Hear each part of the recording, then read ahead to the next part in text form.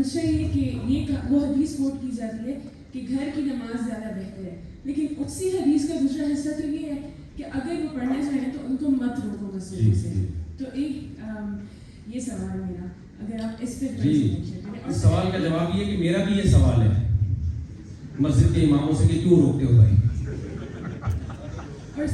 تو میں نے تو فتویٰ نہیں دیا کہ روکا جائے، میرا تو فتویٰ ہے نیٹ پر بھی پڑا ہوا ہے کہ دیکھیں بعض فقہاء نے کہا کہ اس زمانے میں دیکھا کہ بھئی اس طرح کے مسائل کھڑے ہوئے ہیں، کیونکہ حدیث میں ترغیب تو ہے نہیں، لیکن وہ علماء بھی اس زمانے میں ہوتے ہیں تو وہ کہتے ہیں کہ ہر جگہ جا رہی. اب یعنی یہ کیس ہمارے سامنے آیا، ایک صاحب نے کہا میں اپنی وائف کو لے کے پارک میں ٹہلنے کے لیے جاتا ہوں، نہ ہر جگہ جاتی ہیں وہ آئس کریم کھانے بھی جائیں گی، کافی شاپ میں بھی جائیں گی وائف ان کی، اور بچوں کو لے کے بچوں کی سوئمنگ کرانی ہے، جو ساری ایکٹیویٹیز. نماز کا ٹائم ہوتا ہے تو مولوی صاحب ڈنڈا لے کے کھڑے ہوئے ہیں کہ یہاں نہیں آنا، اتنا پیدا ہو گیا ماحول خراب ہوگا. تو ایک ہی ماحول ٹھیک کرنے کی جگہ تھی، وہاں سے جانے سے یہ اس زمانے میں بہت ہی، میں سمجھتا ہوں کہ یہ بالکل غلط چیز ہے. تو میں دنیا میں ٹریولنگ کی ہے، پوری دنیا میں خواتین کو مسجدوں میں آنے کی اجازت ہے، ان کے لیے الگ جگہیں ہوتی ہیں. تو فتنے کی بہت ساری اور جگہیں ہیں. سینما گھر میں جائے گا کوئی فتنہ کرنا ہے، کسی نے چھیڑ چھاڑ کرنی ہے، کچھ غیر اخلاقی حرکتیں کرنی ہے، مسجد میں کیوں آئے گا اس کام کے لیے کوئی؟ تو میں آپ کی اس بات سے 100% متفق ہوں، مسجدوں میں خواتین کو آنے کی پوری اجازت ہونی چاہیے. اور ایک یہ بات ہے کہ ایون عید نماز ہمارے لیے اس میں کوئی اہتمام نہیں ہوتا، حالانکہ رسول اللہ صلی اللہ علیہ وسلم کے ٹائم پہ جب عورتیں نماز کے لیے نہیں نکلی تھیں اس وجہ سے کہ ان کے پاس پردے کے لیے کوئی کپڑا نہیں تھا، تو انہوں نے کہا تھا کہ اپنی سہیلیوں سے لے لو لیکن عید نماز کے لیے ضرور آؤ. بس وہ بھی یہی میری، میں آپ کی رائے سے متفق ہوں اس میں. تو یہ اشکال ان سے کریں جو اس کے ناجائز ہونے میں فکر. ٹھیک ہے. اور آئی ووڈ ریکویسٹ یو کہ آپ مردوں کو یہ ترغیب دیا کریں کہ وہ اپنی عورتوں کو مسجد میں جانے کی خود بھی تو جائیں گے، وہ خود جائیں گے تو اپنی خواتین کو لے کے جائیں گے. ہماری مسجد میں کم از کم رمضان میں یہ ہے کہ خواتین کے لیے ہم نے پراپر انتظام کیا ہوتا ہے تراویح میں. تو ابھی میرے اندر یہ ہمت تو نہیں ہے کہ میں مسجد کی انتظامیہ سے بولوں کہ 5 نمازوں میں خواتین کو اجازت دی جائے. وہ مینجمنٹ مانے گی نہیں، وہ کہیں گے کوئی نیا مذہب مفتی صاحب لے کر آئے. لیکن ہم نے اتنا کروا لیا کہ بھائی کم از کم رمضان میں ان کو، اور اس کے بہت فائدے ہمیں نظر آئے. تو جی جناب. السلام علیکم. وعلیکم السلام. محترم آپ نے جتنی بھی گفتگو کی ہے اس میں قرآن اور سنت کا حوالہ دیا ہے، تو ہمیں ایک یہ پیغام ملتا ہے کہ ہمارے آخری نبی صلی اللہ علیہ وسلم کے بعد جو علماء ہیں ساری ذمہ داری ان کے اوپر ہے، لیکن قرآن کریم میں یہ ایک میسیج ہے کہ جو لوگ کچھ آیتوں پہ عمل کرتے ہیں کچھ کو ترک کرتے ہیں، یہ کفر کرنے کے مترادف ہے. تو اس پہ ہمیں کسی بھی، ہمارے ہاں اسلام نافذ نہیں ہے، جو بات آپ نے کہی ہے ہمارے ہاں نہ پاکستان میں مکمل طور پہ اسلام نافذ نہیں ہے. تو جہاں پہ بغاوت کرنے کا حکم ہے قرآن کریم میں، مجھے آج کل کے دور میں کوئی بھی علماء مفتی اسکالر بغاوت کرتا ہے، ظلم جبر اور کفر کے نظام کرتا نظر نہیں آ رہا کوئی بھی، کوئی ایک بھی بندہ. دیکھیں یہ بھائی نے سوال کیا کہ وہ قرآن کی آیت ہے افتؤمنون ببعض الکتاب وتکفرون ببعض. یہودیوں کو اللہ نے کہا کہ تم تورات کی بعض آیتوں پہ عمل کرتے ہو، بعض پہ عمل نہیں کرتے، تو کیا بعض قرآن کو تورات کو مانتے ہو اور نہیں مانتے بعض کو؟ آج کل کی ایک بہت اشکال کیا جا رہا ہے کہ علماء کرام کا اس سسٹم کی تبدیلی میں کیا کردار ہے. یہ جو ہمارے ایک بہت ہی عدلیہ کا نظام دیکھیں ہمارے یہاں ہر چیز کا، میرے پاس تو لوگ ایسے طبقے کے لوگ آتے ہیں، پولیس والے آ کے بتا رہے ہوتے ہیں کہ ہمیں جھوٹی قسمیں ہم سے اٹھوائی جاتی ہیں کورٹ میں، اگر ہم نہیں اٹھائیں تو ہم سسپینڈ کر دیا جاتا ہے. ہمیں صبح شام ہم جھوٹ ہی بول رہے ہوتے ہیں، ہمیں تنخواہ جھوٹ بولی تھی. اللہ بول رہی پولیس والا بیٹھا ہوا تو معذرت. تو کہتے ہیں چرس اتنے کلو نکال لی، حالانکہ گاڑی نہیں ہوتی اس کے پاس، اسی گاڑی سے چرس پتہ نہیں کہاں سے نکل آتی ہے. کہتے ہیں ہمیں قسمیں اٹھانی پڑتی ہیں. تو اب دیکھیں بات اصل میں یہ ہے کہ اسلام جو ہے نا رزلٹ کو دیکھتا ہے، کام کو دیکھتا ہے، ذرائع اور وسائل کو نہیں دیکھتا. اسلام کہتا ہے آپ کو آم کھانے سے مطلب ہونا چاہیے، پیڑ گرنے سے مطلب نہیں ہونا چاہیے.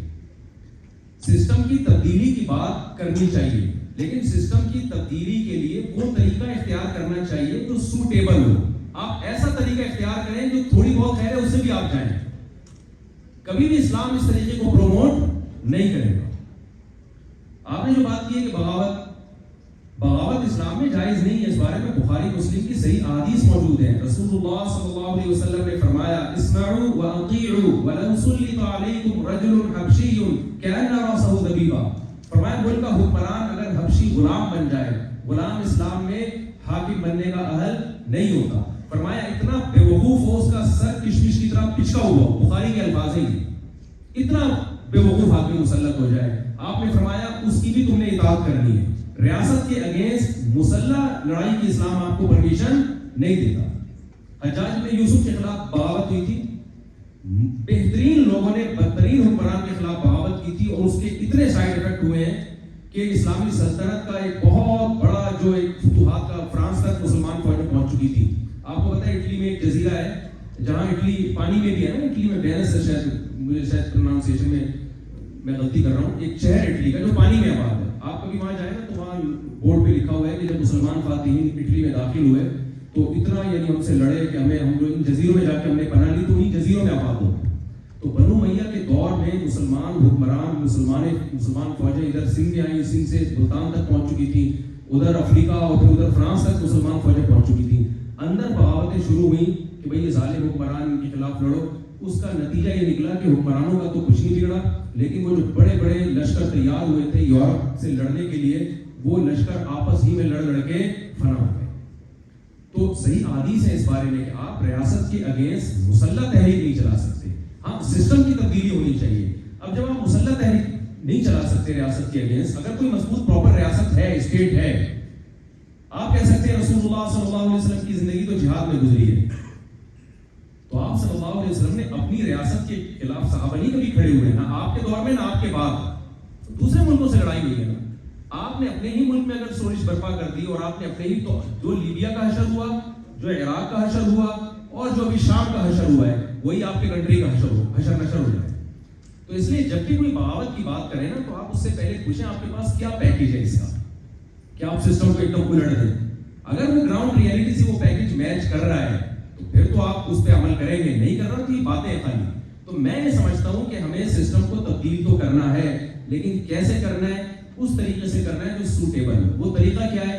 دیکھیں ملک کو چلانے والے 3 بڑے ادارے ہوتے ہیں. ایک فوج ہوتی ہے, ایک عدلیہ ہوتی ہے اور ایک بیوروکریسی ہوتی ہے. ایسا ہی ہے نا, بیوروکریٹس میں اگر اچھے لوگ ہوں گے, عدلیہ میں اچھے لوگ ہوں, اور چوتھے حکمران ہوتے ہیں جو ہمارے سیاسی لیڈر ہوتے ہیں, جو ہونے چاہیے نہیں, ونس اپون اے ٹائم ہوا کرتے تھے. خیر, تو یہ 4 قسم کے طبقے ایسے ہیں جن سے ملک چلتا ہے.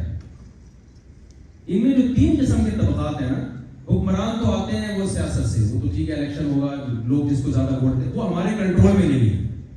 مجھے نہیں پتا کہ اگلا وزیر اعظم کون ہوگا, اور جس کو پتا ہے وہ اس کے بارے میں سب کو پتا ہے, ٹھیک ہے نا. تو خیر, اب 3 قسم کے طبقات ایسے ہیں جن پہ ہم محنت کر سکتے ہیں. یہ تینوں طبقات اسکول اور یونیورسٹیوں سے نکل کے جاتے ہیں. فوج میں بھی لوگ یونیورسٹیوں سے نکل کے جاتے ہیں, مدرسوں سے نکل کے, بولے نا بھائی, یہی جاتے ہیں. اور بیوروکریٹس جو CSS کر کے جاتے ہیں وہ بھی یونیورسٹیوں سے ہو کے جاتے ہیں. تیسرے نمبر پہ جو ہے یہ آپ کے عدلیہ میں بھی جو لوگ جاتے ہیں عدالتوں میں. اب عدالت جج کو بھی آپ کو پتا ہے کہ جتنا مضبوط قانون ہو جج کی مرضی ہے. وہ ایک وکیل نے جج سے کہا کہ جی جو میرا موکل ہے نا اس کے جو دلیل ہے وہ قانون کی صفحہ, کتاب کے صفحہ نمبر فلاں پہ. جب جج نے صفحہ کھولا تو 5000 کے 2 نوٹ رکھے ہوئے تھے اس میں. تو جج نے کہا ایسے 4 دلائل مجھے اور چاہیے, ایسے 4 دلائل مجھے اور چاہیے. تو یہ ہماری عدالتوں میں چل رہا ہے. تو اب مجھے ایک بات بتاؤ کہ جب آپ سسٹم تبدیل کرنا چاہتے ہیں نا, تو باطل نے جو سسٹم چینج کیا وہ یونیورسٹیوں سے, اسکولوں سے کیا ہے. تو آپ کو یونیورسٹیوں میں, اسکولوں میں محنت کرنی پڑے گی. اچھے لوگوں کو چاہیے کہ وہ یونیورسٹیاں بنائیں. اب یہ جو آپ نے ایونٹ کیا ہے, یہ اتنا خاندانی کام کیا ہے, ڈین صاحب کو اللہ جزائے خیر دے. یہ وہ طبقہ ہے جس کے ہاتھ میں کل ملک کی باغ ڈور ہوگی, کل یہ نظام چلا ہے. تو آپ کیوں نہیں CSS کرواتے آپ خود؟ آپ کیوں نہیں ایسے اسکول تیار کرتے کہ فوج میں آپ کے اسکول کے بچے جا کے دیکھیں. میں جامعۃ الرشید میں پڑھاتا ہوں, ہم نے اس پہ محنت کی ہے. کلیت الشریعت 4 سال کے لیے میرے شاگرد بھی بیٹھے ہیں. آپ بتائیے ذرا اپنی ڈگری کے بارے میں کیا ہے. یہ انہوں نے ماسٹر کیا ہوا ہے کس میں؟ HRM, اور یہ عالم بھی ہے. میرے شاگردوں میں ایسے علماء ہیں جو پاکستان نیوی میں کمیشن آفیسر گئے ہیں, آرمی میں کمیشن آفیسر گئے ہیں, عدلیہ میں گئے ہیں, CSS کیا ہے. ہم نے ان لڑکوں کو علماء بنایا ہے جو پہلے سے ماسٹر کیے ہوئے تھے, بہت ہائی پروفائل ایجوکیٹڈ لوگ تھے, ان کو 4 سال کا کورس کروا کے عالم بنایا, مذہبی تعلیم سے مزین کیا, ان کو پھر مختلف اداروں میں بھیجا. جیسے ترکی میں ہوا ہے, ترکی میں جو تحریکیں چلی ہیں 50 سال پہلے, اس کا رزلٹ اب آنا شروع ہوا ہے ترکی میں. تو آپ چاہتے ہیں نا ایک دم ایسے نظام کو پلٹ دیں, تو اس سے نظام نہیں پلٹے گا, آپ پلٹ دیں. جب آپ نے ایک شخص کو کمزور کو کہا کہ یار یہ آپ 100 کلو کا ویٹ اٹھاؤ, وہ کہے گا میں ویٹ کو نہیں اٹھاؤں گا, میں جب ویٹ مجھے زمین میں دھسا دے گا, میں زمین میں دھس جاؤں گا. تو سسٹم کو ایسے طریقے سے تبدیل کیا جائے کہ بیوروکریسی میں اچھے لوگوں کو آپ بھیجیں, آپ اسکول خود بنائیں. کہیں سے بھی کوئی شخص فون کرتا ہے نا مجھے کہ میں مفتی صاحب ایک اچھا اسکول بنا رہا ہوں جہاں ایجوکیشن بہت ہائی لیول کی ہو لیکن اچھے لوگ تیار ہوں, تو میں پوچھتا ہوں آپ کے پاس ان کو اچھا بنانے کا کیا پیکیج ہے. وہ بتاتے ہیں کہ یہ ورک شاپ ہم کرواتے ہیں. لیکن جاپان میں آپ کو پتا ہے نا, جاپان میں ہمارے ایک دوست جب ڈیزاسٹر ہوا ہے نا, جاپان میں زلزلہ آیا ہے, تو ہمارے ایک دوست بھی وہاں مدد تقسیم کرنے کے لیے گئے. انہوں نے ایک عجیب نظام دیکھا وہاں. کہتے ہیں کہ میں نے کیا کیا, مجھے چھوٹے بچے میں بڑا ترس آیا جو لائن میں پیچھے کھڑا ہوا تھا, جیپنیز. تو میں نے جو خوراک تقسیم ہو رہی تھی نا, یہ کہتے ہیں میں لائن میں پہلے نمبر پہ تھا, مجھے خوراک ملی ہے, میں نے جا کے اس لائن میں کھڑے ہوئے آخری بچے کو دی اور میں پھر آخر میں کھڑا ہو گیا. اس بچے نے کیا کیا ہے, وہ ڈبہ لے کے جو لائن میں سب سے پہلے نمبر پہ تھا نا, اس کو پکڑایا اور اپنی جگہ پہ آ کے کھڑا ہو گیا. یہ چیز اس نے کہاں سے سیکھی ہے؟ ان کے اسکولوں میں یہ مینر سکھائے جاتے ہیں. تو اس کا مطلب کیا ہے بھائی, اسکولنگ سسٹم کو, یونیورسٹیوں کے سسٹم کو تبدیل کرنے کی ضرورت ہے. آپ خود یونیورسٹیاں بنائیں جن کو اللہ نے وسائل دیے ہیں. جامعۃ رشید الغزالی یونیورسٹی بنائی ہے, تو ہم تو یہ کام کر رہے ہیں کہ بھائی کوشش کر رہے ہیں کہ ہم فیوچر میں ایسے لوگ تیار کریں جن کے ہاتھ میں ملک کی لگام آئے اور وہ ملک کے لیے اور قوم کے لیے اور اسلام کے لیے وہ خیر خواہ ہو. یہ طریقہ دیرپا ہوگا لیکن پائیدار ہوگا. اس کے علاوہ اگر آپ نے کوئی طریقہ اختیار کیا کہ جی اٹھا کے الٹ دو, پلٹ دو, یوں کر دو, وہ اس سے کچھ بھی حاصل ہونے والا نہیں ہے. وہ حشر ہوگا آپ کا جو لیبیا, عراق اور شام کا حشر ہوا. تو اس لیے سسٹم کو چینج کرنے کی بات کرنی چاہیے, لیکن چینج کرنے کا وہ طریقہ جو سوٹیبل ہے. اس کے اثرات دیر سے آئیں گے لیکن پائیدار اثرات ہوں. جی جناب خاتون سے ایک سوال ہے. جی وعلیکم السلام.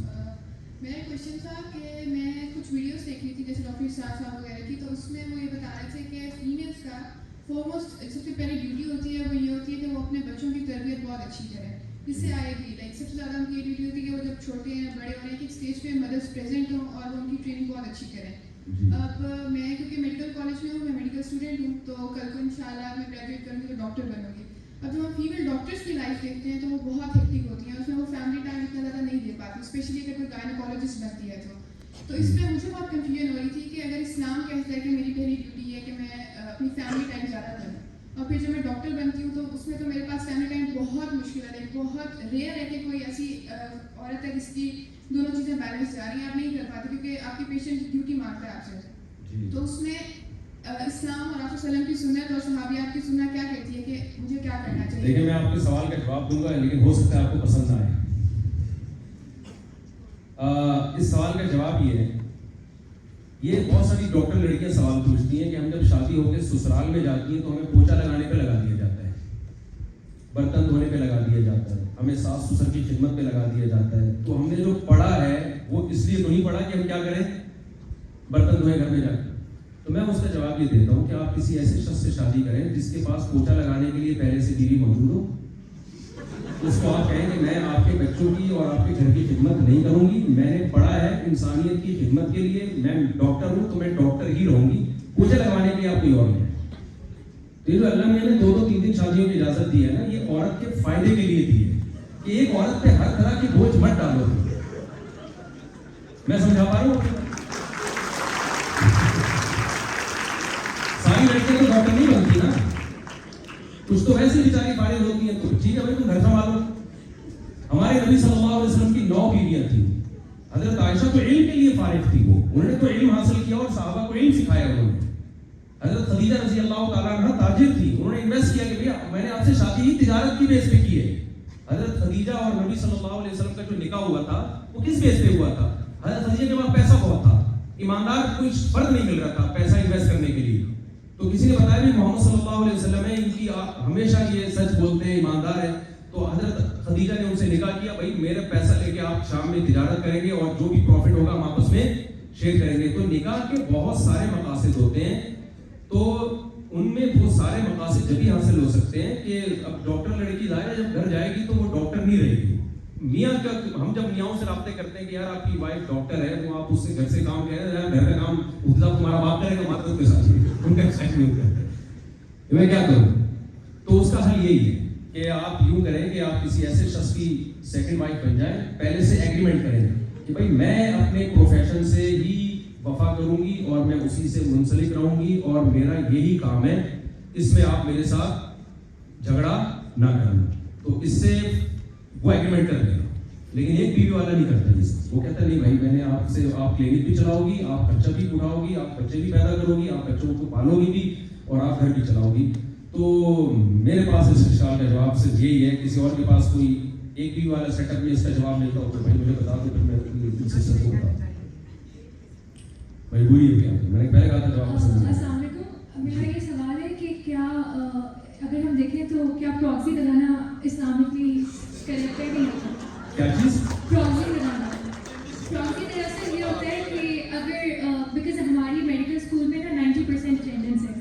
پراکسی یہ ہوتا ہے کہ اگر میں وہاں پہ موجود نہیں ہوں نا تو میری دوست کہہ دے کہ میں پریزنٹ ہوں تو وہ میری پریزنٹ نوٹ کر دے, اور لیٹس سے اگر میں نے لوکیشن چینج کر دیتے ہیں اپنی, اور میں نے لیٹس سے چھٹی اپنی دھوکہ ہے کہاں سے جائے سے, تو دھوکہ ہے نہیں اور اتنے براڈ مائنڈیڈ تو نہیں بن سکتے نا کہ دھوکے کو بھی جائز قرار دیں.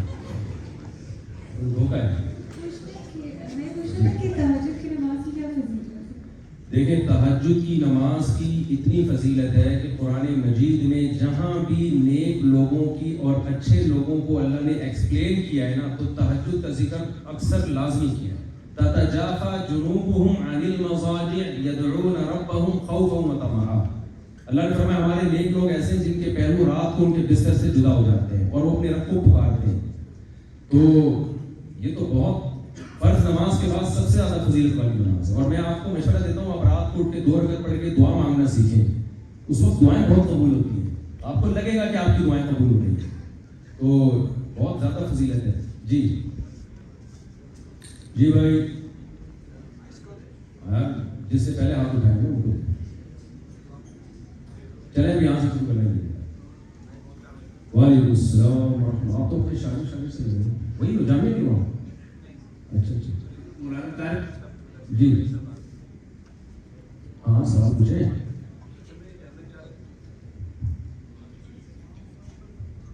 یہ حدیث کا مفہوم تھا کہ برکت تک جو فرقے ہیں ان میں سے ایک فرقہ جنت میں جائے گا. اور قرآن پاک میں یہ مفہوم ہے آج کا کہ جو اس کے رائے کے جتنا بھی ایمان ہوا تو وہ جنت میں جائے گا, یعنی جس نے کلمہ پڑھا تو وہ جنت میں جائے گا. اور حدیث میں آتا ہے کہ جو ایک جائے گا اور باقی ان کا کیا ہے؟ دیکھیں وہ جو حدیث میں آتا ہے نا ایک جنت میں باقی سارے جہنم میں جائیں گے, تو وہ ایک امام صاحب نا بیان کر رہے تھے اور کہہ رہے تھے 3 آدمی جہنم میں جائیں گے. ایک وہ جو سود کھاتا ہے, دوسرا وہ جو نماز نہیں پڑھتا, ابھی تیسرا کہنے لگتے ایک شخص کھڑا ہوتا ہے, امام صاحب ایک مسئلہ پوچھ رہے ہیں. امام صاحب نے کہا بیٹھ جا بھائی, بات کمپلیٹ ہو گئی تھی. پھر امام صاحب نے کہا بھائی 3 آدمی جہنم میں جائیں گے, ایک جو سود کھاتا ہے, جو نماز نہیں پڑھتا, اور تیسرا کھڑا ہو. بھائی وہ امام صاحب ایک مسئلہ پوچھ رہے ہیں. 2-3 دفعہ ایسا ہوا نا, امام صاحب نے کہا تیسرا یہ جہنم میں جائے گا. تو یہ جو فرقوں کا مسئلہ ہے نا 72-73 جہنم میں, تو آج کل ہم میں سے ہر شخص کہتا ہے میرا والا جنت میں جائے گا, باقی سارے 72 کہاں جائیں گے؟ جہنم میں. تو پہلی بات تو یہ اللہ نے کوئی نام نہیں بتایا حدیث میں کہ وہ اس فرقے کا یہ نام ہوگا جو جنت میں جائے گا. علامت بتائیے بھائی جس میں وہ علامتیں پائی جائیں. ما انا علیہ واصحابی, جو قرآن سنت اور صحابہ کو فالو کرتا ہے. 3 چیزیں نبی نے داخل کر دی. باقی جو 72 جہنم میں جائیں گے تو اس کا کیا مطلب ہے؟ دیکھیں حدیث میں جب بھی کسی عمل پہ ہوتا ہے نا کہ یہ جو عمل کرے گا جہنم میں جائے گا, تو اس کا مطلب یہ نہیں ہوتا کہ وہ لازمی قیامت تک ہمیشہ جہنم میں ہی رہے گا. وہ عین ممکن ہے اپنی کچھ نیکیوں کے بعد, سزا کھانے کے بعد وہ نکل جائے. قاتل کے بارے میں آتا ہے کہ جہنم میں جلے گا وہ, حالانکہ قاتل ہی کے بارے میں آتا ہے کہ وہ سزا کھانے کے بعد نکل آئے گا جہنم سے. تو جب بھی حدیث میں آتا ہے نا کہ جہنم میں جائے گا, تو اس کا مطلب یہ نہیں ہوتا کہ جیسے وہ تیسرا آدمی ہمیشہ کے لیے جہنم میں امام صاحب نے بھیج دیا تھا, اس طرح نہیں. تو جو ایمان جس کے دل میں ہوگا وہ ایک نہ ایک دن اللہ اس کو اس ایمان کی برکت سے نکالیں گے. جی بھائی پوچھیں. یہ بھائی کریں گے. ہاں اچھا جی وعلیکم السلام شاہ محمد جمال ہے جی میں سوال کیا مفتی کیسے بنے میں نے بھی بننا ہے اچھا مفتی کیسے بنتے ہیں؟ دیکھیں مفتی بننے کے لیے 8 سال کا پہلے مدرسوں میں کورس کیا جاتا ہے. اس میں سب سے پہلے عربی گرامر سیکھی جاتی ہے. پھر عربی گرامر کے 2 حصے صرف اور نحو. پھر تمام کتابیں عربی میں پڑھی جاتی ہیں. اس میں ایک فقہ پڑھا جاتا ہے, قانون جو اسلامی قانون ہے. حدیث پڑھی جاتی ہے, قرآن پڑھا جاتا ہے, اصول فقہ پڑھا جاتا ہے اور اصول حدیث پڑھا جاتا ہے. پھر عربی ادب کی کچھ کتابیں پڑھی جاتی ہیں. تو پہلے سال سے یہ کتابیں, پھر آہستہ آہستہ مشکل سے مشکل کتابیں ہوتے ہوتے 8 سال. پھر جو آخری سال ہے اس میں صرف احادیث ہی پڑھی جاتی ہے, جن کو دور حدیث کہا جاتا ہے. تو یہ اس طرح سے اس پروسیس سے گزر کے عالم بن جاتا ہے. پھر عالم بننے کے بعد مفتی بننے کے لیے ضروری ہے, جیسے آپ نے دیکھا ہوگا نا ڈاکٹر 4 سال پڑھنے کے بعد ہاؤس جاب کرتے ہیں, پریکٹس کرتے ہیں نا, ورنہ ایسے کلینک کھول کے بیٹھ جائیں اور کتاب میں گردے کی پتھری نکالنے کا جو طریقہ لکھا ہوا تھا وہ تجربہ کر لیا, اس کے اوپر پتہ چلا کہ گردہ نکل گیا, پتھری رہ گئی. ٹھیک ہے نا. تو کسی ماہر ڈاکٹر کی موجودگی میں وہ پریکٹس کرتے کہ نہیں کرتے. تو مفتی پھر یہ ہوتا ہے کہ 1 سال فتوے کا کورس کروایا جاتا ہے, اس کے بعد پریکٹس کروائی جاتی ہے. دنیا بھر سے جو مسائل آ رہے ہیں وہ حل کرنے کے لیے دیے جاتے ہیں. اس پہ آپ ریسرچ کرتے ہیں, مقالے لکھتے ہیں, تحقیق کرتے ہیں. پھر جو سینئر مفتیان کرام ہیں اس کو دیکھتے ہیں. تو ایک ٹائم گزرنے کے بعد سینئر مفتیان کرام کی رائے بن جاتی ہے کہ یہ شخص بھی اس قابل ہے کہ اب یہ خود ریسرچ کر کے جواب دے سکتا ہے, تو اس کو مفتی کہا جاتا ہے. اور اس کام کے لیے کم سے کم 10 سال کا عرصہ چاہیے.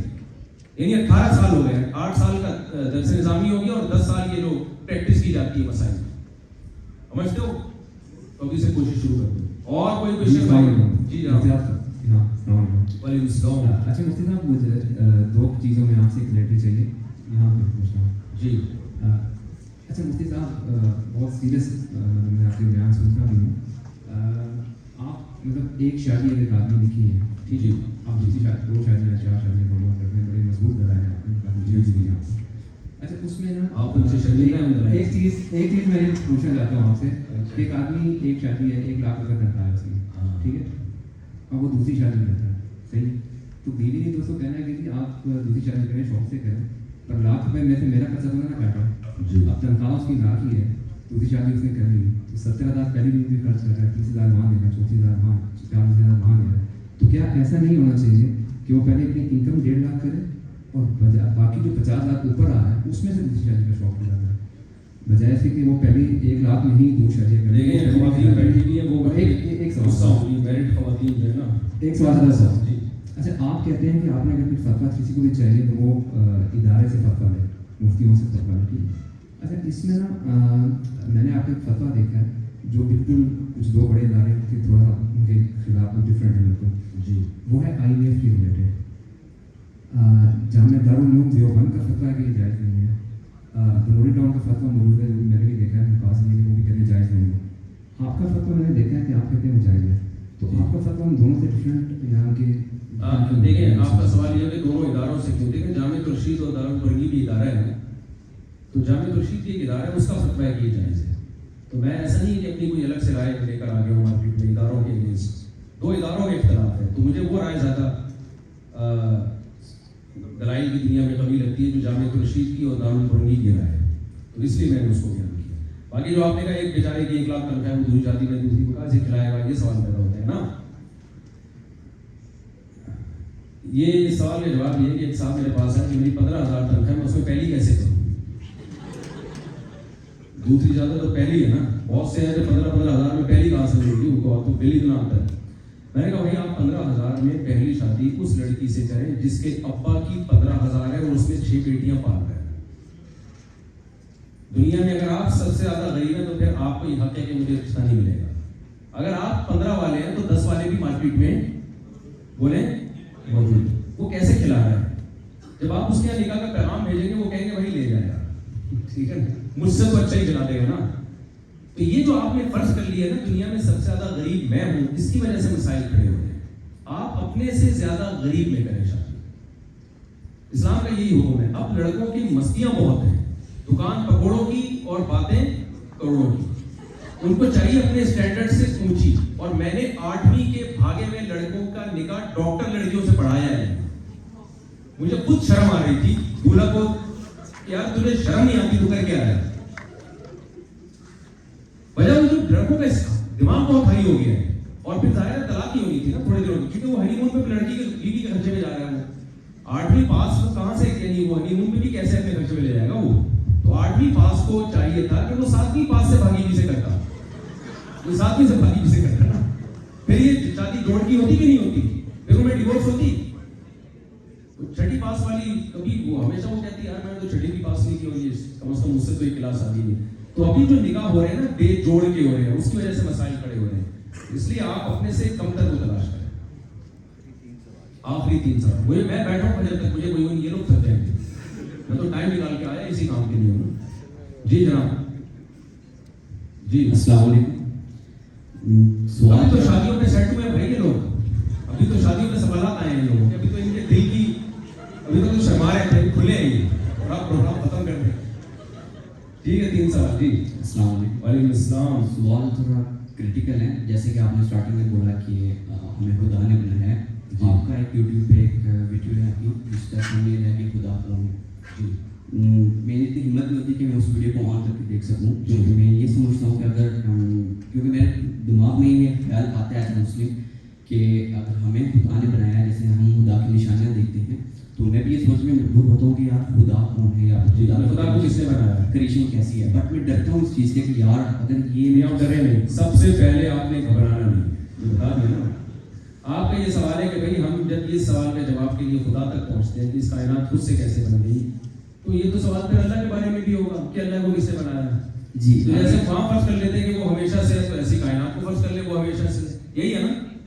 کیا خیال ہے, یہی سوال ہے. سوال کچھ آگے یہ ہے کہ مطلب میں اس چیز سے ڈرتا ہوں کہ فرض کریں کہ میں سوچ رہا ہوں کہ خدا کون ہے, یا پھر جو بھی میرے مائنڈ میں خیال آتے ہیں کہ کائنات کس نے بنائی, کیسے بنی, اتنی بڑی کائنات جو بھی, تو میں اس چیز سے ڈرتا ہوں کہ یار میں کہیں گمراہ نہ ہو جاؤں. اگر اس کے گمراہ تو آپ جب ہوں گے جب سوال پوچھیں گے نہیں اور جواب نہیں ملے گا تو گمراہ ہوں گے نا. سوال پوچھنے سے تو جواب ملتا ہے نا انسان. دیکھیں یہ ایک بہت کامن سوال ہے کہ ہم اس کائنات کے بارے میں جب فرض کرتے ہیں کہ سوال پیدا ہوتا ہے یہ کیسے ہمیشہ سے نہیں ہو سکتی, تو یہ سوال تو خدا کے بارے میں بھی ہوتا ہے. تو آپ مان لیں کہ کائنات ہمیشہ سے, دونوں میں سے کوئی ایک تو ہمیشہ سے ہے یا نہیں, دونوں میں سے تیسری کوئی آپشن نہیں ہے آپ کے پاس. یا تو یہ کائنات ہمیشہ سے ہے یا خدا ہمیشہ سے, تیسرا کوئی آپشن آپ کے پاس ہے تو مجھے بتائیں کوئی ہے. اب دیکھتے ہیں ان میں عقل کے قریب کون سا ہے. اس کائنات کے بارے میں نیوٹن تحقیق کر کے جا چکا ہے کہ چینجر کے بغیر چینجنگ نہیں ہو سکتی, تو کریٹر کے بغیر کریٹنگ کیسے ہو سکتی ہے. اس مادے پہ ہم نے تحقیق کی ہے, اس کو ہم جانتے ہیں. خدا ہماری عقل سے بالا تر ہے. اللہ کے بارے میں یہ فرض کرنا کہ ہمیشہ سے یہ آسان ہے. اس کائنات کے بارے میں فرض کرنا جو مادی چیز ہے جس میں موور کے بغیر موومنٹ نہیں ہوتی, اس کے بارے میں فرض کرنا ہمیشہ سے یہ بالکل ہی لاجیکل بات ہے. یہ کسی کی کھوپڑی میں نہیں آ سکتی. یہ بات سمجھ میں آ رہی بات کہ نہیں آ رہی, کیونکہ اللہ ہمارے مینٹل لیول سے وہ مادی چیز تھوڑی ہے جو جس کے بارے میں ہم تحقیق کر کے بتا سکیں کہ وہ ہمیشہ سے کیسا ہے. جبکہ اس کائنات میں تو ہم ریسرچ کر چکے ہیں, کرتے نہیں. ہم دیکھتے ہیں کہ یار جب تک کوئی کام کیا نہ جائے ہوتا نہیں ہے. تو یہ خود بخود کیسے پیدا ہوگی بھائی. وہ جو بگ بینگ تھیوری ہے کہ دھماکہ ہوا تھا, اور وہ تھیوری ٹھیک ہے, میں اس کا منکر نہیں ہوں. وہاں بڑا سوال ہوتا ہے کہ یار اتنا خوبصورت دھماکہ کراچی میں تو آئے دن دھماکے ہوتے ہیں, اس سے بہت چھوٹے درجے کے دھماکے ہوتے ہیں. کبھی ہم نے ان دھماکوں کے نتیجے میں اتنی خوبصورت مینجمنٹ نہیں دیکھی ہے. یعنی میں آپ کو اس کی مثال دیتا ہوں.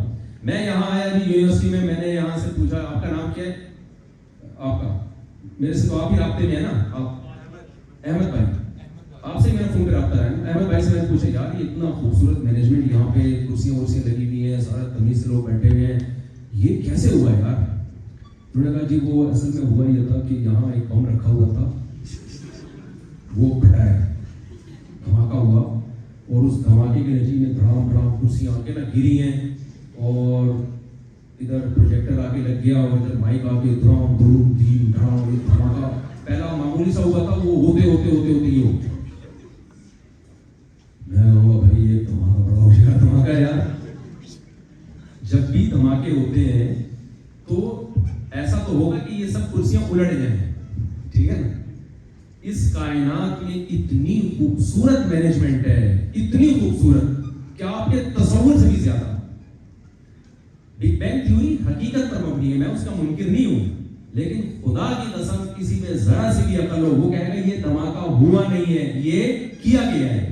اتنے خوبصورت انداز سے دھماکہ ہوا ہے کہ چاند سورج ستارے کہکشائیں بن گئی, اور زمین سورج سے ٹوٹ کے خاص فاصلے پہ جا کے نہ اتنی دور ہے کہ سورج کی گریوٹی سے کشش سے باہر آ گئی اور نہ اتنی قریب ہے کہ دوبارہ جا کے سورج سے لگ جائے, اور 23 ڈگری پہ جھک گئی ہے زمین کہ اس سے سردی گرمی خزاں بہار کے موسم بن رہے ہیں. اگر یہ زمین 23 ڈگری پہ جھکی نہ ہوتی تو جہاں سردی قیامت تک سردی رہتی, جہاں گرمی ہمیشہ وہاں گرمی رہتی. قرآن کہہ رہا ہے یولج اللیل فی النہار و یولج النہار فی اللیل, دن کو رات میں, رات کو دن میں داخل کرتا ہے. اس دھماکے کے نتیجے میں ایسی ایوالو ہوئی ہیں چیزیں کہ گائے بھینس بکری کتے بلے وجود میں آ گئے.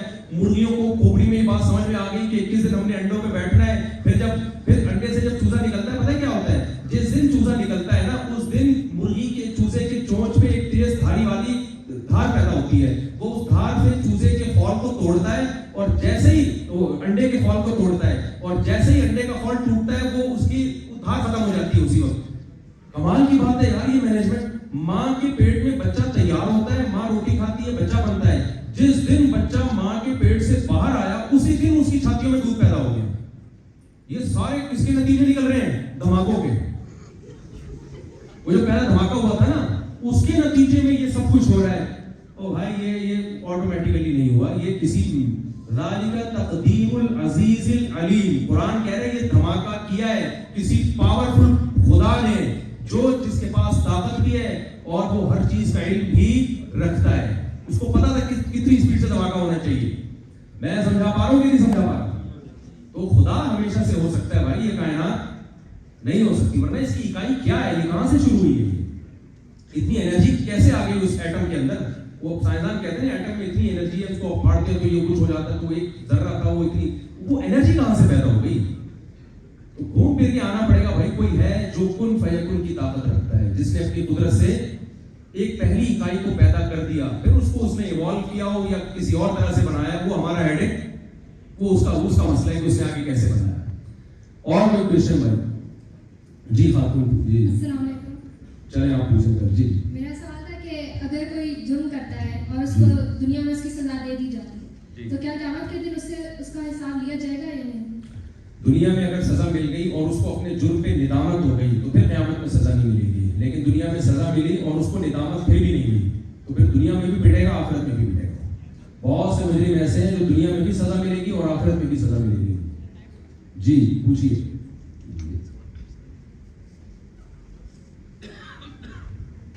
السلام علیکم ورحمۃ اللہ وبرکاتہ. جی مفتی صاحب میں جو ابھی آپ نے بات کی, ایک بچی نے سوال کیا اور آپ نے اس کو کہا کہ you should be the second wife of your husband.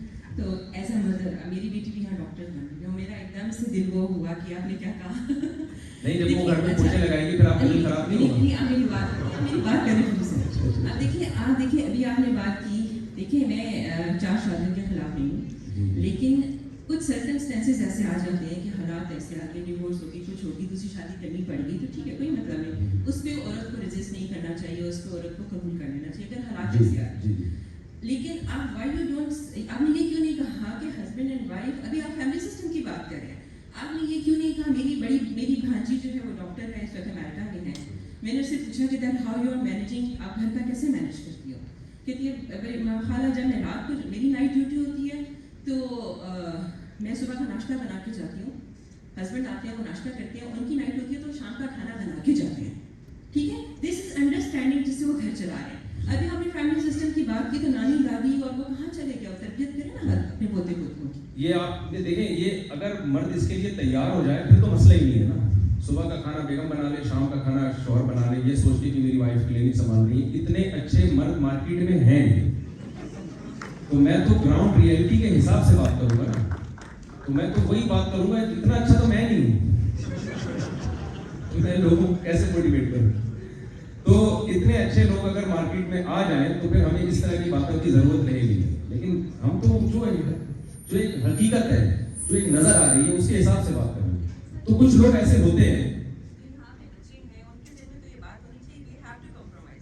بھائی, میں تو آپ سے یہی کہوں گا آپ ڈاکٹر سے شادی نہیں کرو, اگر کرنی ہے تو پھر کمپرومائز کرو, سیدھی سی بات. بلکہ میں تو اس سے بڑھ کے باتیں کرتا ہوں, میرے بیانات میں ہیں, میں کوئی آپ کی بات سن کے نہیں, میں نے اس پہ بہت دفعہ بیان کیا ہے کہ یہ جو ڈاکٹر لڑکیوں سے شادی کا شوق ہے نا, یہ شوق ہی نہیں.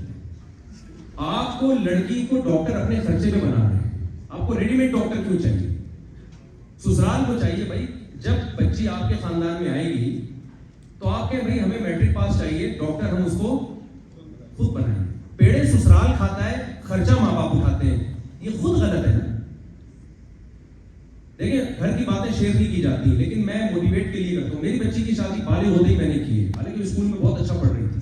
مجھے ایسا سسرال ملا بچی کے لیے، میں نے کہا دیکھیں بچی بہت کم عمر ہے، اس کو پڑھنے کا شوق ہے، اگر آپ اس کو اپنے ذمہ داری پہ پڑھا سکتے ہیں تو میں رخصت کروں گا. انہوں نے کہا ہم اپنی ذمہ داری پہ پڑھائیں گے، اور وہ پڑھا رہے ہیں، الحمدللہ پڑھ رہی ہوں. تو پھر اس کی مرضی پہ انہوں نے کہا کہ آپ نے ڈاکٹر بننا ہے، انجینئر بننا ہے، عالمہ. اس نے کہا میں نے عالمہ بننا ہے، تو وہ عالمہ بننے کے لیے مدرسے جاتی ہے. سسرال یعنی سسرال کی ذمہ داری. سسرال ہمارا جو ہے نا وہ پیڑے کھانے کے لیے بیٹھا ہوا ہے، اس کو ریڈی میڈ ڈاکٹر چاہیے جس پہ خرچہ ماں باپ کا ہوا ہو، اور اس کی ارننگ سے فائدہ کون اٹھائے؟ سسرال اٹھائے. تو اس کلچر کو ختم کرنا چاہیے. اس سے لڑکیوں کی شادیاں بھی بر وقت ہوں گی، ایجوکیشن کی وجہ سے ان کی شادیوں میں تاخیر بھی نہیں ہوگی، ورنہ بعض دفعہ اتنی تاخیر ہو جاتی ہے کہ ان کو مناسب رشتہ ہی نہیں ملتا. تو فیملی سسٹم اس بیس میں بھی ہمارا تباہ ہوا ہے. تو بھائی آپ ایجوکیشن کے دوران جو اب کہیں آپ کا رشتہ آتا ہے، آپ کہیں ٹھیک ہے بھائی ہماری بچی پڑھے گی تو آپ پڑھائیں اس کو. تو وہ اگر کہتے ہیں ہمیں نہیں پڑھانا، ہمیں ریڈی میڈ ڈاکٹر چاہیے، اس کا مطلب ان کی نیت ٹھیک نہیں ہے. تو سسرال کے خرچے پہ نا یہ بہوؤں کے پڑھانے کا سیٹ اپ کو سوسائٹی میں پروموٹ کرنا چاہیے. اور یہ جب پروموٹ ہوگا جب آپ اپنی بہو کو پہلے پڑھائیں گے، پھر آپ کو اپنی بیٹی کے لیے ایسا سسرال ملے گا جو آپ کی بیٹی کو پڑھائے گا. میں سمجھا پا رہا ہوں اپنی بات؟ تو آج سے آپ لوگ سب سے پہلے جتنی خواتین یہاں بیٹھی ہوئی ہیں وہ عزم کر لیں کہ ہم اپنے بیٹے سے کہیں گے بیٹا آپ نے شادی میٹرک پاس لڑکی سے کرنی ہے، اس کو ڈاکٹر کس نے بنانا ہے؟ ہم نے بنانا ہے. تو آج سے آپ یہ عزم کر لیں، یہ کلچر ہماری سوسائٹی میں انشاءاللہ ترقی کرے گا.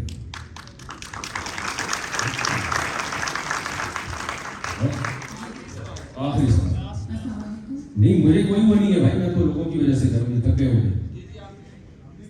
جی وعلیکم السلام. سوال میرا یہ ہے، میری ایک مدر سے بات ہو رہی تھی جو کہ ٹیچر تھی اتفاق سے پرسوں میں، تو انہوں نے یہ کہا کہ ایز اے ٹیچر اسٹوڈنٹس آتے ہیں اور وہ کالج یا اس میں تو آج کل سبسٹنس ابیوز وغیرہ بھی مطلب شروع ہو جاتا ہے، یعنی ڈرگس میں اور اس میں بچے پڑ جاتے ہیں یا دوستوں کی وجہ سے یا جو بھی، اور وہ اس وقت اتنے ان کے خیال میں اتنے سمجھدار نہیں ہوتے. تو ایک تو سوال یہ تھا کہ مطلب ویکیوم پیرنٹس کی طرف سے بھی ہے کہ وہ ان کو گائیڈ نہیں کرتے کیا؟ ان کا یہ تھا کہ میں نے تو اپنے بچوں کو بڑی اچھی طرح گائیڈ کیا، اللہ آگے خیر کرے، کیونکہ جینیٹکلی فیملی میں ٹینڈنسی شاید ہے. تو کیا یہ ایکسکیوز دینا ایسے بچوں کے لیے جو کہ بالغ ہو چکے ہوئے ہیں کہ چونکہ فیملی میں جینیٹکلی شاید انکلائنڈ ہے یا ماحول انوائرمنٹ کی وجہ سے ان کو نہیں پتہ چل سکا اور ایک دفعہ ڈرگز میں پھنس گئے، تو اس کے نہیں دیکھیں انوائرمنٹ کی وجہ سے کسی کو معذور نہیں سمجھا جا سکتا. ہندو بتوں کی عبادت کرتا ہے کیونکہ وہاں کا ماحول ہی ایسے نہیں، تو کیا اللہ چھوڑ دے گا اس کو اس بیس پہ کہ یہ تمہارے ماں باپ چونکہ یہ کرتے تھے تو تم بھی کر رہے ہو تو کیا ہو گیا؟ تو ماحول کی وجہ سے نہیں، آپ یہ کوئی وہ نہیں. یہ آج کل ایک بہت بڑا مسئلہ بنا ہوا ہے کہ بچے جو ہے نا ٹین ایجر لڑکے وہ غیر اخلاقی سرگرمیوں میں یونیورسٹی میں بہت ہیں. اور ہوتا پتہ ہے کیا ہے؟ ٹیچر یہ چیزیں نہیں سکھا رہے ہوتے. ہوتا یہ ہے کہ کوئی بھی کلاس فیلو بیٹھا ہوگا وہ ساتھ میں وہ موبائل لے کے دکھا رہا ہوگا مختلف چیزیں. وہ اپنی گرل فرینڈس کی قصے، ہم نے بھی اسکول پڑھا ہے، اپنی گرل فرینڈ کی قصے لے کے بتا رہا ہوگا، پھر وہ نشے کی باتیں کر رہا ہوگا، یار ایک دفعہ چل کے دیکھ لو کیا جا رہا ہے، یہاں سے خرابی آتی ہے. تو اس زمانے میں آپ کو اپنے بچوں کی بہت سے بھی زیادہ کیئر کرنی پڑے گی. آپ نے اپنے بچے کو تنہا نہیں چھوڑنا ہے. وہ کالج جا رہا ہے، یونیورسٹی جا رہا ہے، آپ ساتھ جائیں گے اس کے. وہ واپس آ رہا ہے، آپ اس کے ساتھ رہیں گے، آپ اس کی ایکٹیویٹیز دیکھیں گے، اس کی دوستیاں کس سے، موبائل میں زیادہ تر باتیں کس سے کرتا ہے. شیخ الحدیث مولانا زکریا رحمۃ اللہ علیہ نے اپنی عقیدتی لکھی ہے. انہوں نے کہا کہ میں اگر نماز میں ظہر کی نماز میں کسی شخص کے ساتھ کھڑا ہوں، اگر عصر میں بھی اسی کے ساتھ کھڑا ہوتا تھا نا تو میرے ابا پوچھتے تھے کہ تمہارا کیا لگتا ہے کہ ظہر میں بھی اسی کے ساتھ تھے، عصر میں بھی اسی کے ساتھ، یہ تمہارا لگتا کیا ہے؟ آج کل ماں باپ نہیں پوچھتے کہ بیٹا یہ تمہارا کیا لگتا ہے، کیوں اس سے اتنے فری ہو رہے ہوتے. تو بالکل جب آپ بے لگام چھوڑیں گے تو بچوں کو تو بچے بگاڑتے ہیں، ماں باپ تھوڑی بگاڑتے ہیں، نہ ٹیچر بگاڑتے ہیں. تو بچوں کو دوسرے بچے بگاڑتے ہیں. تو ان کی آپ کو کیئر کرنی پڑے گی، ان کی کس صحبت میں بیٹھ رہے ہیں، کن لوگوں کے ساتھ. ان کو گھر سے باہر نہ جانے دیں، گھر سے باہر اپنے ساتھ لے کے جائیں جب بھی جائیں. ورنہ میں آپ کو بتاؤں اس زمانے کا بگڑا ہوا تھوڑا نہیں بگڑا ہوا ہوتا. وہ اتنی ٹینشن دیتا ہے کہ آپ کی سوچ ہے. جو ہمارے پاس کیسز آ رہے ہیں، ماں باپ کہہ رہے ہیں لاکھوں روپے بچے پہ لگا کے بچے کو بگاڑا ہے، اتنی فیسیں ہم نے دے کے بگاڑا ہے اس کو. اس لیے اس کی کیئر کرنی پڑے گی آپ. जी अच्छा ठीक है ठीक है। और एक आखिरी सवाल भी ले लेते हैं, बहुत देर बस लास्ट, सच्ची मुच्ची का लास्ट, ये जो भाई है सच्ची मुच्ची का आखिरी, इन्होंने पहले हाथ उठाया जी। भाई मेरी तरफ से कोई जुमला सख्त निकल गया हो, कभी बड़ी मिसालें आ गई कुछ इस टाइप का, तो मैं माजरत चाहता हूँ आपसे। मैं तो देसी आदमी हूँ ना, मैं तो बहुत कोई आइंस्टाइन की जैसे इतनी आपके सामने पेश करूँगा, तो मैंने अपने अंदाज से समझाने की कोशिश की है। जी भाई अस्सलाम वालेकुम। मुफ्ती साहब, मेरा सवाल ये, पता नहीं सवाल ठीक होगा या ठीक नहीं है, लेकिन उसके जवाब मैं बता दूंगा आपको सवाल। सबसे पहले बयान के शुरू में ही आपने कहा था कि हमें तो ये जानना है कि हमें बनाया किसने है, ठीक है, वो अल्लाह ताला ने नहीं बनाया है। उसके बाद सवाल आता है कि हमें अल्लाह ताला ने क्यों बनाया है, तो इसका भी आपने जवाब दिया था कि अल्लाह ताला लिखना चाहते हैं कि हम में से सही अमाल और गलत अमाल, मतलब इसका डिफरेंस हो। फिर जब सही अमाल का जब होंगे तो उसकी बेसिस पे जन्नत मिलेगी, और जो सही अमाल नहीं होंगे उसकी बेसिस पे जहन्नम मिलेगी। तो मेरा सवाल ये है कि अल्लाह ताला को, फिर वैसे सवाल आता है जहन में कि अल्लाह ताला को इससे क्या मतलब होगा कि जन्नत भी मिलेगी जहन्नम भी मिलेगी इससे। देखिए आपका सवाल ये है कि अल्लाह को इससे क्या गरज के आखिर में जन्नत में भेजे और बुरों को जहन्नम में भेजे। इससे जब भी कोई सवाल का हमें जवाब नहीं मिलता ना, तो हमें उसका उलट करना चाहिए कि आपको अल्लाह पे ये इश्काल हो रहा है कि नेक लोगों को जन्नत में भेज रहा है और बुरों को जहन्नम में भेज रहा है, अल्लाह को क्या पड़ी। अगर अल्लाह किसी को ना जन्नत में भेजता ना जहन्नम में भेजता, तो ये बड़ा सवाल था अल्लाह के ऊपर। ऐ अल्लाह, इस दुनिया में ऐसे लोग भी हैं जिन्होंने हजारों इंसानों की जान बचाई है, उनको उसका कोई बदला दुनिया में नहीं मिला, उनको भी तूने मार के मिट्टी करके खत्म कर दिया।